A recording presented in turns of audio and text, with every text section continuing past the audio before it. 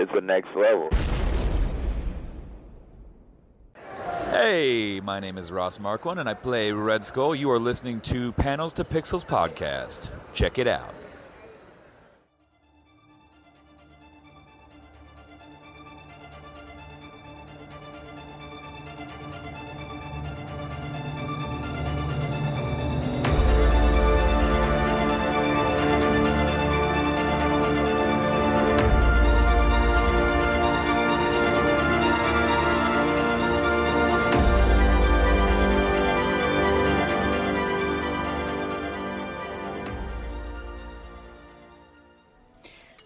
A friend of yours came through here last month, headed for Temeria.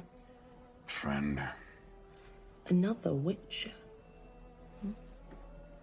Bless that prick with my fullest efforts too, and he What's in did all... Temeria? Do you not just hear me talking? Shouldn't you know when someone's pretending? It's been 3 nights. Pay up or get out. Temeria. It's got a pest problem. A few miners rounded up 3,000 Orans to have it killed. Your boy took the coin and ran. You hear me? Thank you for everything. Hey, panelers, welcome back to the show. I'm Mark. And I'm Steve. And this week, we're only going to do one episode for The Witcher Season 1. We're just going to do Episode 3. Basically, a lot's been going on, a lot of wearing down. Everybody is in their own element. So we're going to take this time because, honestly, I needed the time to actually watch the show a couple more times, the episodes. So that works out better. Yeah. So that gives me a little bit more. Yeah, this is completely, I want everybody to know, Mark wanted to keep doing 2 episodes. I was just like, man, one episode a week works better for me. And he was like, okay, that sounds good. So I think we're just going to do 1 episode a week, kind of slow it down a little bit. And these might be a little bit shorter, but then we can still cover it over a little bit more time. Maybe we'll get closer to 100 and see where we're at and do something big with our 100th episode when it comes up. Oh, definitely. I definitely want to do something big. So I guess we should start reaching out to celebrities. Or somebody. There you go. So the synopsis for Witcher Season 1, Episode 3, Betrayer Moon. Geralt takes on another Witcher's unfinished business in a kingdom stalked by a ferocious beast. At a brutal cost, Yennefer forges a magical new future. Which is pretty cool because this is, we do see some sort of rebirth of Yennefer in this. And we see something out of Geralt that we never saw before. And there was a couple of things that I saw, but I don't think you caught them.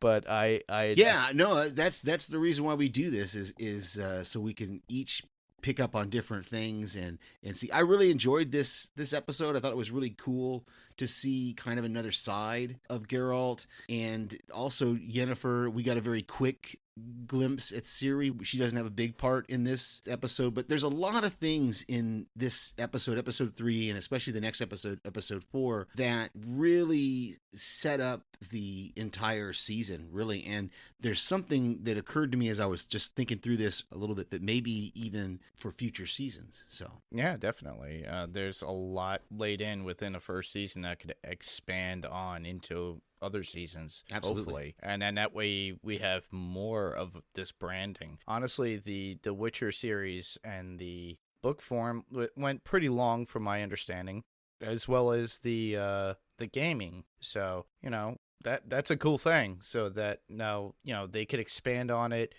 with the cinematic aspect of this, and we could get more story out of this. It doesn't necessarily have to be coming from the actual source material. We could actually get more from the creators and, certain characters in here. I still love the minstrel and everything. So, to me, those are things that are cool in my aspect. It just keeps me captivated. yeah, for sure. So we should actually get into our top 5s. Don't judge me. Absolutely. You want me to start? Sure. All right. So that opening monologue with the guy who's dying and he's talking about the creation of the I had to look up how to spell it. Vukodlik. I don't know how they say it weirdly in the show, but the Vukodlik, Vukodlak. He's describing how this monster is created. He says that a wolf has to walk over the grave of a pregnant woman who died before she gave birth, and then beast grows inside her belly, feeding off from her until it doesn't get any more nutrients, and then it bursts out of the grave to wreak havoc. I never heard of this kind of monster before. I even tried looking up the name Vukodlik, all I could get was stuff about vampires. So I'm not sure. And it looked like even in the game, which is where this kind of comes from, it's more of a vampiric sort of creature or monster. But so I thought that was really interesting that we get this whole monologue about how this thing is created, and then when we get to my next point, it kind of is all a wash. So to me, my number 5's just the same, but yeah, I couldn't understand the Vukodlik. It sounded made up to me, honestly. I looked for it just like you on wikis and everything else. I couldn't find anything really, honestly. It sounds to me like something that The Witcher once stated. Sometimes they are not true, like these things that they talk about. So it could be something that was related to maybe the book or the game itself. So in the book, it might not have been there, and in the game, it was. And then in this case, they just kind of made it a mix. Right. Or like a weird joke. Yeah, it's weird. Yeah, because that goes right to my number 4, which is that we find out what the actual monster is. The actual monster is a Striga, and even though that's another one of those things that Geralt has this back and forth with the sorceress about. She's like, those aren't real. And he goes, well, no, the Striga is real. It's created from a curse. And, the thing that made me, I had to laugh every time I watched this. The way he figured this out is he's rooting around in the guy's body, like with his gloved hand. Yeah. He's not even looking. He can just tell by feel through his glove that the guy's heart and liver are missing. And he's like, well, there's only one beast that eats that. Is that picky of an eater? And that's a Striga. And I'm like, what? Like, dude, you just you dug into it. And even the sorceress is like, obviously you two knew each other well or something like that. Or he knows a body well enough to put his hand inside and go, yeah, I know that's that. No, it's not there. Yeah. I'm like, if it was at least looking into it, I could say, okay, at least he's looking. But no, there's all this sand or salt or whatever was over the body. He's just running his hand around in there inside the carcass. Just the heart and liver are missing. I was just, all right, girl, that's a new skill that I hadn't thought you had. That's a kind of a surprising and creepy ability, but okay, go for it. He knows how to feel around inside a corpse and know exactly what's missing. Yeah, exactly. Yeah, I like it. My number 4 would be the Striga is a princess. Wow. Yeah. That's something that's new to me, which is interesting, and I like the idea because at the very end of the episode we do see her, and she is a young girl too, and then he has to do her in some way, which to me was like, wow. No, she lived. He didn't kill her. She lived. She scratches him. Yeah. But then later he asks the sorceress, well, what about the princess? And she's like, she's okay. Oh, okay. So he did ask about that, about the bite, because she's like, she could see because he hurt her, and he asks about her neck and she's like, it'll heal or something like that. So no, that was what I was talking about at the beginning, is that I don't think we ever see that character again, that princess. No, we don't, and I think that might come in next season for all we know. That's what I'm hoping, is that we'll find out something about her next season. That I thought it was really, really cool, that because I know the first time I watched this way back, and then when I binged it, I kind of thought maybe that's Ciri, but then I was like, no, that doesn't fit the narrative. Yeah, that would be the Princess Ciri, so that doesn't make any sense. And plus, I don't think we revisited this kingdom at all. So yeah, I'm hoping that next season we're going to see more of this sorceress and maybe this King Foltest, but we'll see. Yeah, definitely. Your number 3?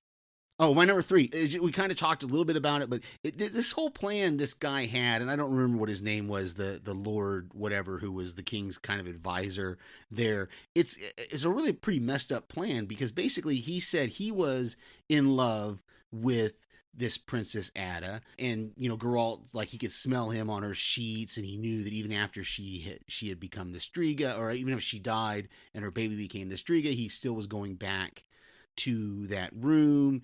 And for a minute, it almost seemed like that Geralt thought this guy might be the father, but he is sure that Foltest was the father of the child, because that's what the guy says. The guy says, well, what they were doing was wrong, and so I didn't curse her, I cursed him.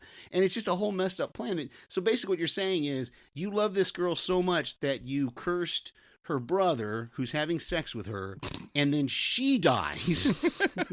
She gets killed, so you're basically trying to hurt, and then you want to basically tear the kingdom down because this Striga that's created from her pregnant corpse is now running amok, and the peasants are ready to overthrow the king. I'm like, this is just the most confusing plan that, like, had to be born out of some crazy man's psyche, because it just doesn't make any sense. No, it doesn't. He's like, why didn't you just expose the affair? And he's because I didn't want to hurt Ada. But you did hurt Ada because she died. I'm like, don't get it, man. The plan just seemed weird to me, and he got what he deserved when he got tore up by the Striga.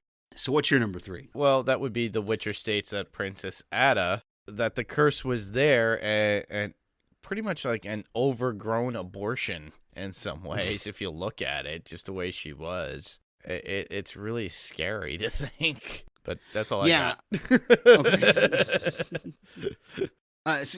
Okay. Now, so I want to talk a little bit, going into my number 2, talk a little bit about, we get the timeline here. We kind of get a timeline set up here, because Yennefer, during that scene where they're all dancing, and after she's become beautiful, there's a queen there, and she's kind of scolding a boy and a girl, the boy and the girl that we saw in the painting in the ruined castle, and she calls the boy Foltest and says, don't bother your sister. So this helps us see that Yennefer's timeline is way before the events that are occurring now, because of course now we're seeing the grown-up, or probably in his 50s, looks like Foltest, who's as a king. So we get to see kind of that timeline, and they also talk about Calanthe being a princess and not yet being a king. So that fits the timeline. And then we also, this is going to play in later into the season, but we also see how Fringilla ends up becoming the mage of Nilfgaard,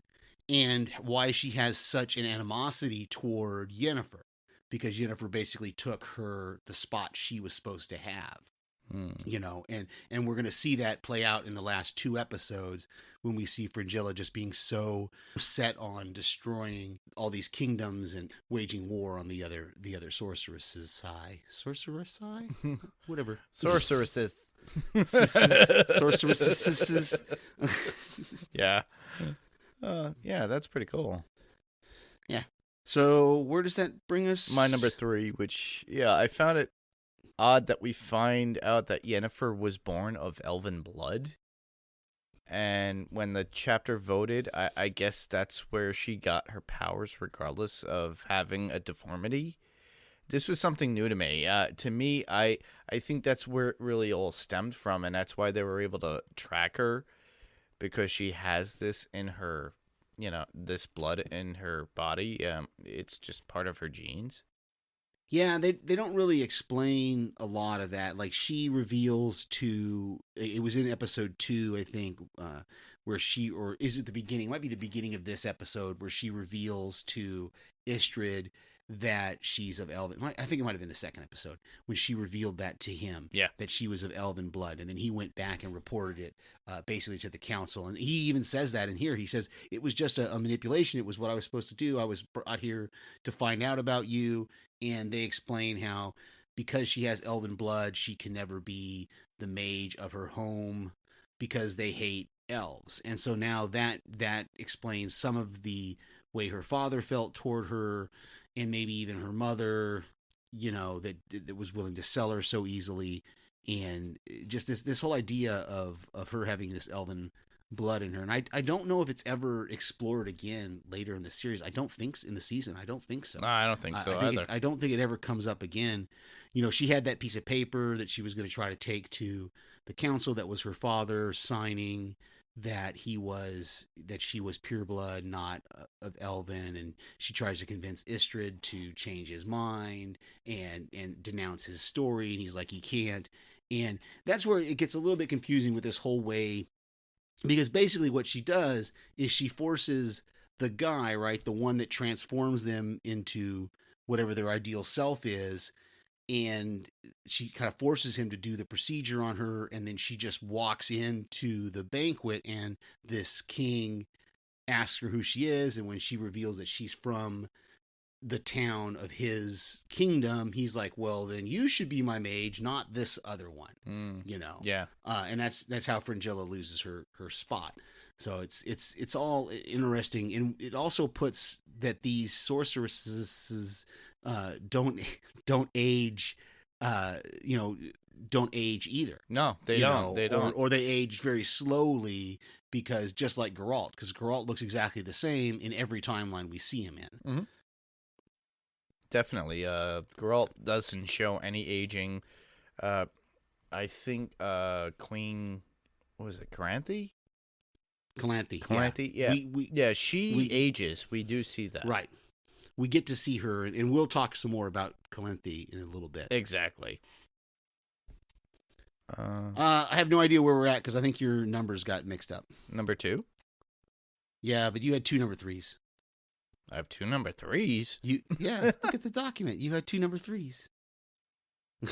We're at your number 2, and then we both had the same number 1. Oh, okay. Well, what I'll do is I'll put my first number 3. No, just do your number 2. That's where we're at. We're at your number 2 now. You did both your number 3s, so we're good. Oh, okay. Yennefer's rebirth, as it were. She transfers into the Yennefer that we see throughout the rest of the season. I find that pretty cool, because now she's that. She has no hump.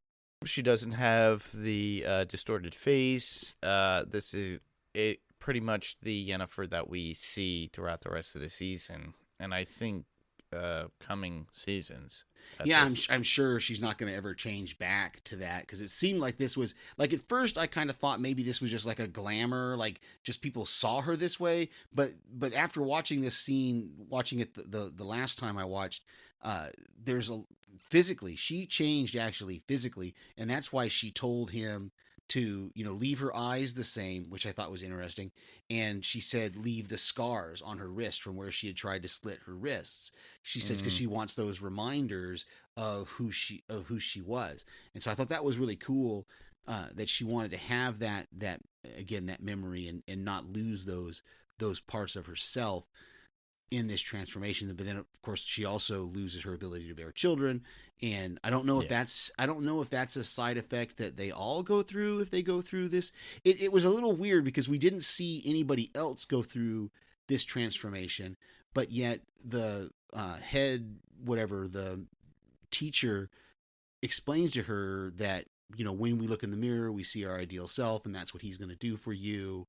And so it almost, I wonder if this is almost a procedure that not everybody gets, but only if you are, considered ugly, or you have some sort of deformity. That's the only time you go through this particular procedure with this guy. Well, I think that comes from, what was it, the episode 2, where she goes through her magic training. Mm-hmm. And if you wish something or want something within magic, it takes away something else. Right. And I think that's where that stems from, but that's just my thoughts. Yeah. Because that one girl that makes was sense. Thinking something, and then her hand just turns to stone or something. Yeah. And that was taken away from her because she enchanted her or did some sort of enchantment. I think that was Fringilla. And I think if you I was trying to really watch for her hand, because I think from the rest of the series, when we see Fringilla, she has a glove on that hand. I think, because I think that was Fringilla who that happened to, and I don't think her hand ever healed. So I'm wondering if that's that glove that we see. I think I could be wrong on that. Somebody correct me if I'm incorrect on that. But we'll see more of Fringilla as the series progresses, and I want to really pay attention to that hand to see. I really do think that's what was going on, and that's why Yennefer had that issue why she had to give up something in order to Right. gain something. Right, And, and in because this her- case, she gained her beautiful body or outward look of what she wanted. She had to lose something inside, and that's probably why she wasn't able Right. to bear children. Makes sense, and it had to be something big because the transformation was so huge, was so Exactly. It you was. know. It looked like it hurt. yeah. That's what he told her, because he at first was like, he's like, well, it's gonna take me some time to prepare the herbs to to like lessen the pain, and she's like, no, I don't. I want to feel the pain, and I thought, again, that's another one of those interesting character traits of Yennefer, that she wants to go through the pain. So Yeah, she wants to suffer to gain what she always wanted. Yep. yeah. So that brings us to our number ones, which is, I think we have both the same number one, is just the fight with the Striga. I thought it was really, really a good fight. We haven't seen him really since episode 1. We haven't seen him do have a big kind of fight scene like this. And so it was cool to see him, like, he took that potion before, when the guy says, well, you gotta fight with her all the way till dawn.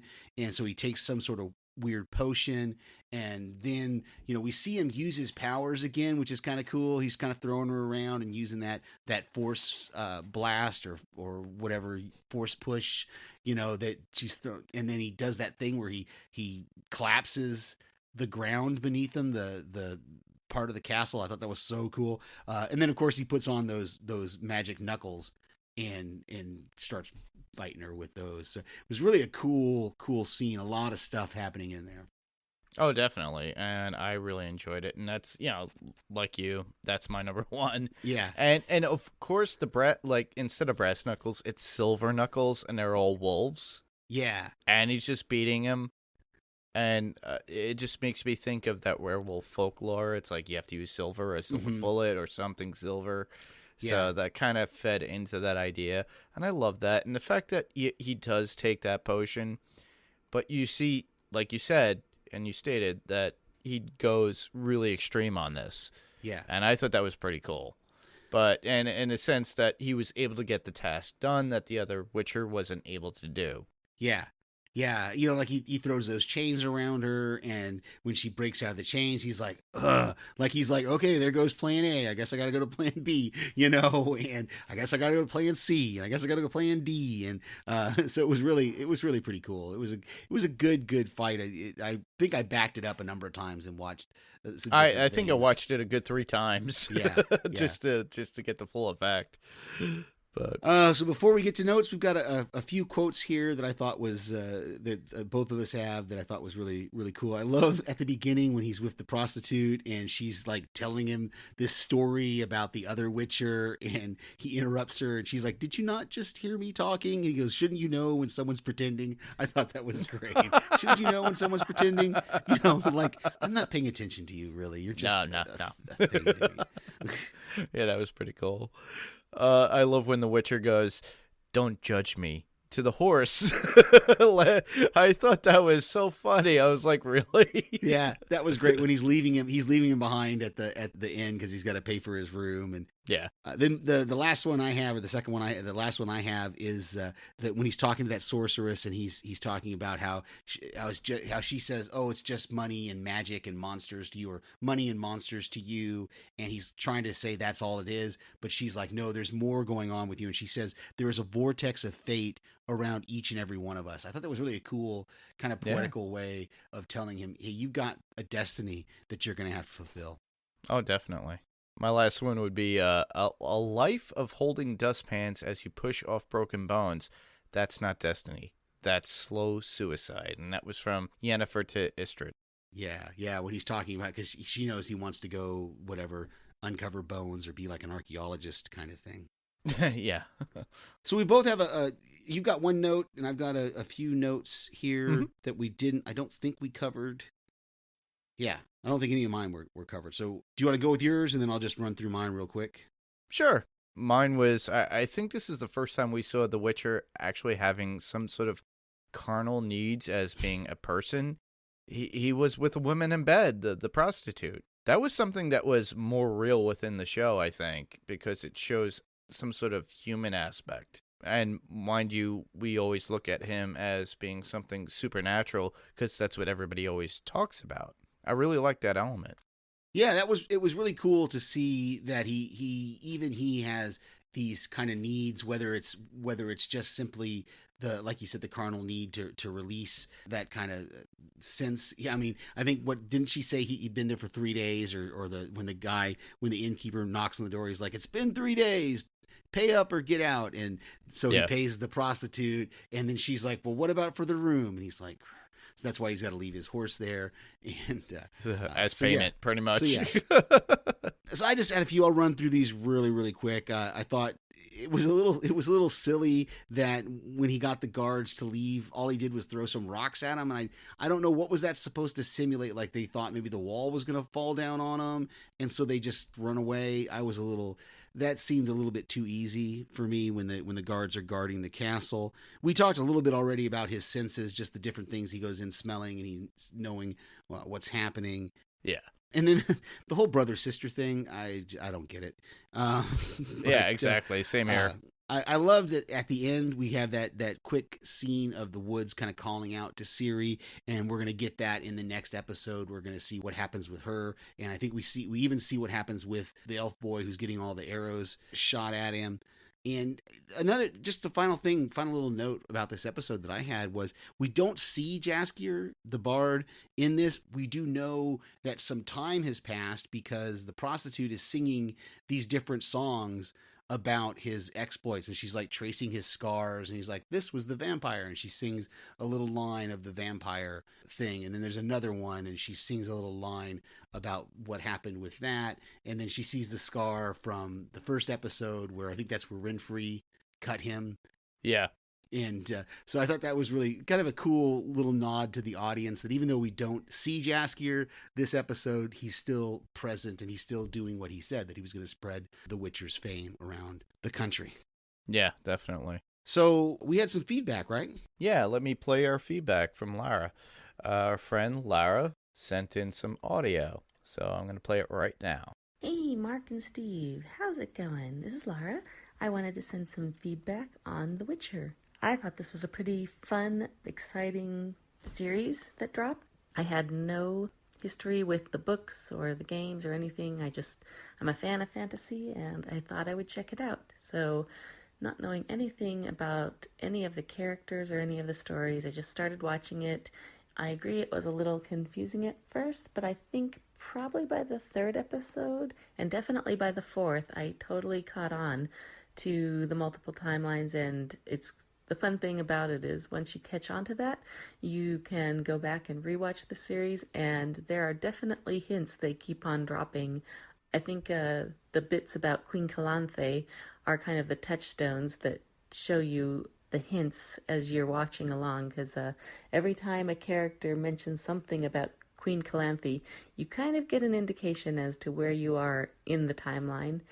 I really enjoyed the character of Geralt, and especially enjoyed the character of Jaskier. He is my favorite. I love his humor. I love that the show gives itself a little bit of self-referential meta humor in the way that Jaskier talks about his exposition, and he's always giving a little wink and a nudge to the audience that they realize that this is, a little ridiculous or whatever. And I love that, because I think it's cool that they don't take themselves too seriously.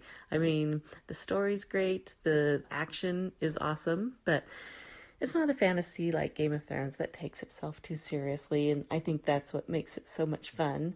One of my favorite characters, and at first I wasn't sure if I liked her. I mean, I definitely pitied her, and then later you're kind of like, hey, what's up with this girl? Why is she so pushy? Why is she so ambitious? But I love Yennefer, especially once you get to the end of the series. You just kind of fall in love with her. But one thing that I thought was really interesting about Yennefer as I watched the show is that I don't really think she goes through the transformation that she goes through in episode 3 to become beautiful.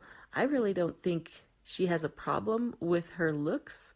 I don't think she's vain about it, But I think the thing that angers her and the reason she punched the mirror and everything is because she is upset with injustice. She hates the injustice of the world, and that because she was born a hunchback and because she is looked down upon, she has no power in this world.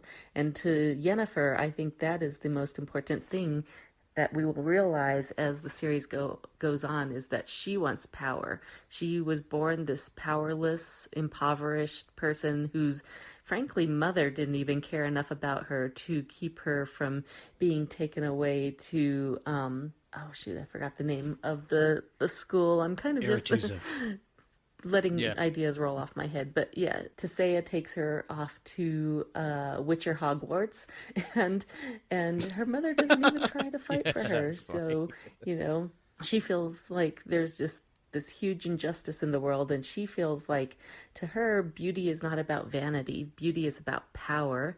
And she takes that power for herself and starts to use it. And then she realizes that it's not all that it's cracked up to be. And I kind of feel that because I think in episode 3 we see that, or maybe it's 4, but we see that, she's having some fun, sexy times with Isrid, and she's still a hunchback, so she has no shame about how she looks or anything. I mean, heck, she even creates an audience for them that gives them a standing ovation. But I think, for her, beauty just equals power and what you can do with that power. I love the character of Geralt. If you do a little research, you'll find out that Henry Cavill actually really, really wanted to play the part of Geralt of Rivia. He was a big nerd of the video games, I believe. And when he found, or actually after he played the video games, he read all the books. And then when he found out it was going to become a series, he went after it with gusto, trying to get the part. And the showrunner is actually the one of the writers and producers on not only Daredevil, but especially the Defenders. So I think that's probably one of the reasons I enjoy it so much. These last 2 episodes are one of my favorites, especially of Banquets, Bastards, and Burials, because that's when you get that aha moment that Calanthe's daughter has the same power as Ciri, and things start to fall into place. So I am excited to hear you guys talk about these next 2 episodes, and I'll be listening in. One short addendum.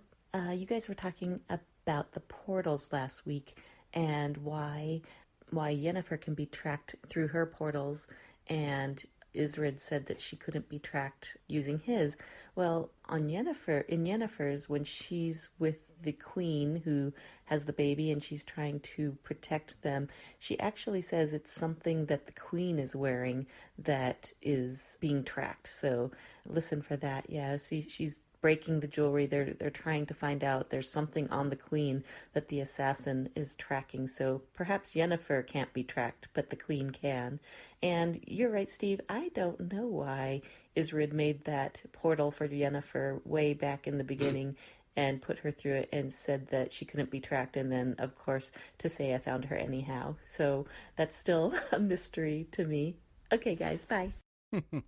Well, thank you, Lara. Great voicemail. Thank you so much, Lara. That was amazing. That was. I totally agree. My thoughts. I agree with you, Lara, that it took about 4 episodes to see the difference within the timeline.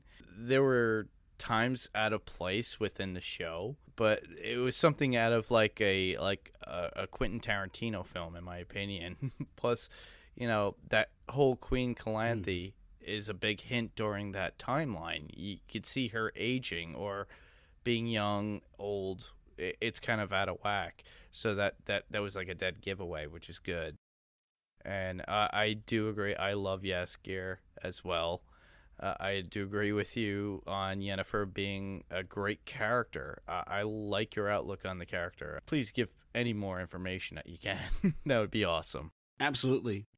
Yeah, until I heard this voicemail, it didn't even occur to me that Calinthe really is kind of the touchstone throughout these episodes, telling us. I love that that's the word she used for the touchstone, because really she is. We see Calinthe at the very beginning of the series, and then we're going to see her in episode 8. We're going to see those same scenes from Geralt's perspective in that episode 7 or 8. So I really like that. It didn't even occur to me until I heard her say that really Calinthe is kind of that touchstone that can tell us where we're at in the timeline every time. And I love that Jaskier he's basically the audience perspective. I mean, he even said it in episode 2, right? He said, "Oh, I'm just doing exposition. That's all I'm here for." And kind of a wink and a nod to the audience there. So I really love that. And I love what you said about Yennefer's vanity, because I totally think you're right. I don't think Yennefer became beautiful because her self-esteem was bad, or that she didn't like the way she looked. I think she realized that the way she looked was not going to let her get to where she wanted to be. And so that's why she went through the transformation. It wasn't because of that she had a vanity and wanted to be beautiful. She realized that was the only way she was going to accomplish the goals that she needed to accomplish, that she wanted to accomplish. So yeah, great voicemail, Laura. Thank you very much. Yeah, thank you. It's always good to have a third perspective or somebody sending in some feedback to actually change our thoughts, because after hearing that, I thought right away, I was like, wow, yeah, that's a great insight. And I could see it that way. And I see it her way now. And now as I rewatch the next 7 episodes, I'm gonna have that in my head, and I think that's awesome. Exactly. Very cool. So next episode is episode 4. We will be doing that next week of Banquet. Sorry, Laura, I know you were looking forward to this too, but we are going to switch to a 1 episode a week format, at least for a few more weeks, until things die down for me and for Mark as well, so that we can kind of slow down a little bit. So, but next week's episode will be episode 4 of Banquets, Bastards, and Burials, and the synopsis, I'll just go ahead and read it since we have it here, is: against his better judgment, Geralt accompanies Jaskier to a royal ball. Ciri wanders into an enchanted forest. Yennefer tries to protect her charges. So looking forward to that, and to hearing some more from Laura, hopefully. Oh, hopefully, yeah. And like, listeners, if you're out there, just send in some feedback through our Facebook page. We'll try to make it more on the Facebook, so that way, hey, this is what we're covering this week. That way you could leave some sort of feedback in a comment. I know that a lot of you that just started listening were probably on the Grim Life Collective watch party last week. That didn't go off with a great hitch, unfortunately, because cast kind of crashed, and we weren't able to watch Haunted Honeymoon as much as we wanted. Some of you had audio issues, and I'm sorry about that. I am working on getting a new PC, so that way, if we do that, and I want to do that for Michael and Jessica, that way we could do that. I would also like to eventually merge that into what we're doing here, and maybe do a watch party for people that listen to the podcast. And that way we could watch an episode and people could chime in with their thoughts. Because with what's going on in the world, we all need to come together and have fun, and maybe just watch something together. So we might not do that with Witcher, but we could actually do that with something else. So after we're finished with Witcher, maybe we could actually create a watch party, and that way we could just all come together and have fun, and then just make that available to everybody else, and we could podcast about it. Yeah, we'll see. It's just an idea I came up with, so it's a fun thing to do. The only podcast recommendation I have for this week is just a reminder, and it's coming up here in a week or so. I have been binge watching Penny Dreadful, and listening to TV Podcast Industries coverage of those episodes, and Penny Dreadful City of Angels will be starting up next week, April 26th. And so looking forward to chiming in on their episodes of that. So check out TV Podcast Industries, Penny Dreadful podcast. Oh, definitely. And I also have to recommend the Westworld cast, which is with House Podcastica. It's on House Podcastica, but it is a Westworld cast. But that will be with Jason and David, and they are covering Westworld Season 3. And I enjoy listening to them. Yeah, they're doing a great job. They have a great thing going on there, and I love David's insight. He is so intelligent. I just love hearing his voice too. He's got the perfect voice.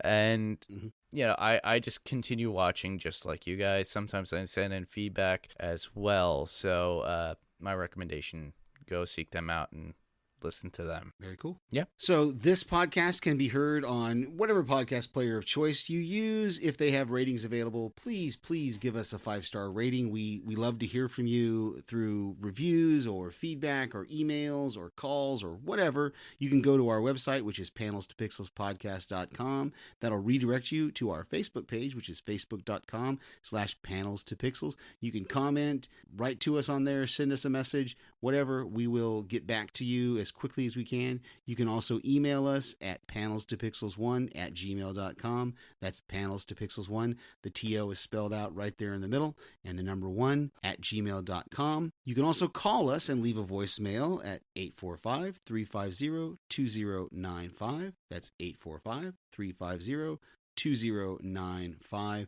And you can find us on YouTube. Just search for Panels to Pixels Podcast. Give us a thumbs up there, subscribe to us, and you can hear the episodes there as well. Awesome. Yeah, definitely. And where else can you hear us? Basically, I'm a co-host on the Walking Dead Talk Through with Brian Malosh and Kyle McAdams on Talk Through Media. We review The Walking Dead each week. This show, Panels to Pixels, will be on the Next Level Podcast Network Radio, and we will always leave a link in our Facebook page whenever we have a new episode for the Walking Dead Talk Through. Unfortunately, we don't have Walking Dead coming to us anymore at this point. That's right. So we're coming up with some ideas of what we could do. If you want, there's a Patreon for the Walking Dead Talk Through. Go there, and we actually do Patreon calls. So we're looking to actually move forward with that a little bit more, as Steve and I are currently doing now. We're recording this podcast. There is a Patreon call that we're both going to go on to. Exactly. So, yeah, so we're going to hop off this and jump onto that Patreon call, and it's pretty much like a happy hour. So we're looking probably to do that with the Walking Dead Talk Through, maybe do a live watch. We're not sure yet, but if you have any suggestions, always send them our way, too. Absolutely. Not only just here, but also at talkthroughmedia.com, which you could also listen to on Apple Podcasts or wherever you get your podcasts. Right now, we're looking to premiere our new show on Talk Through Media, which would be Let's Talk Through. So we just finished up our recording last week, and Kyle and I are in the midst of editing that particular episode, which was the Galaxy Quest rewatch and review, as well as the documentary that is called Never Surrender. Never give up, never surrender. So we all went through that, so you could hear Kyle, Ruthie, Lara, and myself talk about the movie, our favorite points behind it, our favorite points behind the documentary, everything that's influenced in pop culture, because that's what Let's Talk Through is based upon. It's all about pop culture and what we do and what we love. So you could hear our points on there. Look for that on talkthroughmedia.com. And you can always hear me right here, of course, and I submit feedback to other podcasts, especially House Podcastica. You'll hear my voice on there just about every week, and Strange Indeed is taking a little bit of a break, but they just finished up Lock and Key, which was a really good show on Netflix. So I submit feedback there, and just other places that my voice may pop up now and again. Well, that's our show for tonight, everybody. Thank you for listening. Always. And be safe. I'm Mark. You're Mark. I'm Mark. I'm not Mark. You're Mark. I'm Steve. I'm Steve. And you're Steve. Man, I need a drink. Good night, everybody. And this was Panels Pixels, and we'll see you on the next panel. Good night, everybody.